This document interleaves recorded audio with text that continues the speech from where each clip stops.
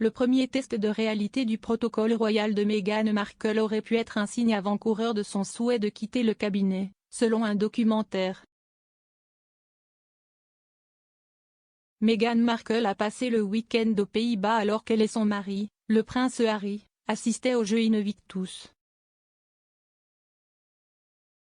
Le couple royal a été aperçu au premier rang des événements sportifs, se mêlant aux concurrents et se faisant conduire dans des Land Rover miniatures. Leur présence est intervenue juste après une visite secrète au Royaume-Uni, au cours de laquelle ils se sont arrêtés à Windsor pour des rencontres surprises avec la reine et le prince Charles et son épouse, Camilla, duchesse de Cornouailles. Ce voyage marque la première fois que Meghan se rend dans le pays d'origine de son mari depuis leur départ de la famille royale il y a 2 ans. Le duc et la duchesse ont démissionné de leur rôle de membres de la famille royale au profit d'une vie en Amérique du Nord. Alors que leur départ a été un choc pour la famille royale et le public, certains initiés royaux pensent qu'il y avait des signes avant-coureurs qui annonçaient la décision. Au cours du documentaire de Channel 5 de 2022, Harry et Meghan vs The Monarchy, des initiés royaux et des commentateurs ont discuté du premier contrôle de la réalité de Meghan au début de sa relation avec le prince. Anjula Mutanda, psychologue relationnelle, a expliqué, la première véritable vérification de la réalité de Meghan sur le fonctionnement du protocole royal a été lorsqu'elle portait un collier avec H&M dessus, puis on lui a dit de l'enlever par des courtisans seniors car cela pourrait encourager le presse. L'ancienne correspondante royale de la BBC, Jenny Bond, suggère que se faire dire quoi faire a dû être un choc pour la duchesse. Elle a déclaré, n'importe qui penserait en quelque sorte, attendez une minute, quelqu'un me dit quoi porter et quel bijou porter, excusez-moi. Le diffuseur Lizzie Cundy a ajouté, elle aime avoir la liberté de faire ce qu'elle veut et quand elle veut. Elle ne voudrait pas qu'on lui dise, vous savez, quoi porter en toute occasion. Grant Harold, ancien majordome du prince de Galles, s'est demandé si c'était le début de la fin pour Meghan. Il a dit, vous pourriez regarder cet exemple et dire, était-ce le début de Meghan disant, je ne vais pas laisser des gens comme ça me contrôler?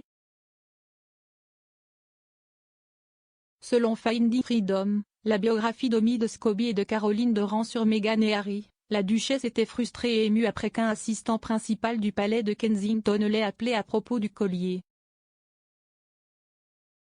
Le livre affirme, 2 jours après que Meghan a été photographiée en train d'acheter des fleurs chez son fleuriste habituel, portant son nouveau collier initial, elle a reçu un appel téléphonique d'un assistant principal du palais de Kensington. Elle a été informée que porter un tel collier ne servait qu'à encourager les photographes à continuer à rechercher de telles images, et de nouveaux titres.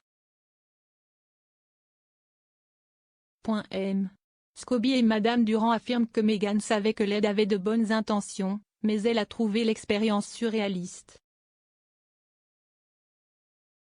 La relation de Meghan et Harry a continué d'attirer l'attention des médias tout au long de leur carrière en tant que membres de la famille royale. Le prince a ensuite expliqué que leur décision de quitter la firme était en partie due aux médias britanniques toxiques. Lors d'une apparition dans The Late Late Show de James Corden, il a déclaré, « C'était un environnement vraiment difficile, comme je pense que beaucoup de gens l'ont vu. Nous savons tous à quoi ressemble la presse britannique. Et ça détruisait ma santé mentale. J'étais comme, si est toxique. Alors j'ai fait ce que n'importe quel mari et père ferait, je dois sortir ma famille d'ici. » Harry et Meghan vivent maintenant à Montecito, en Californie, avec leurs 2 enfants, Archie Harrison et Lilibet Diana. Leur retour inattendu au Royaume-Uni la semaine dernière suggère que le couple tente de construire des ponts avec la famille royale.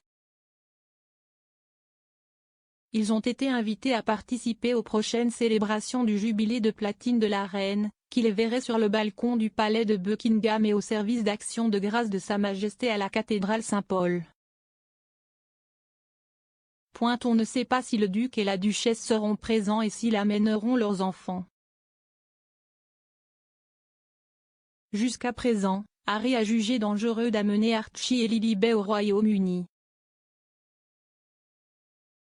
Le prince est toujours impliqué dans une bataille juridique avec le ministère de l'Intérieur concernant la protection policière de sa famille.